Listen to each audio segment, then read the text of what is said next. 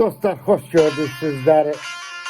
Bugün sizlere ben elimizin, obamızın, borsalımızın, Türk dünyamızın hürmetli şaire kızı Selingül Hanım Sade'nin yaradıcılığından Adam Var Ki adlı güzel bir şiir paylaşıram benim ezberim. Sade Hanım yazır ki adam var ki incitmez bir yüreği. Tutduğu yol hakikatin yoludur. Adam da var dara kalmaz şeytandan, kalbi kinle küdretle doludur. Adam var ki adamlıktan söz atır, danışanda ayak alttan yer katır. Adam da var güneş gibi nur saçır, saftan saftır, kökü soyu uludur.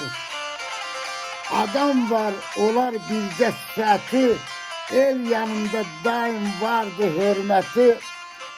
Yaxşılıqdır insanlara niyeti, öz xalqının qatlanmayan qoludur. Fitnəkarın cığırından keçilməz, yakın gedib laf suyundan içilmez, ellerinin altı üstü seçilmez, istediği haram malın puludur. Sade mətləb anlayandı, duyandı, köməksize, arkasıza hayandı, gece gündüz hak yolunda dayandı. Allah'ının əziz xələf quludur, Allah'ının əziz xələf quludur. Sağ olun dostlar, var olun.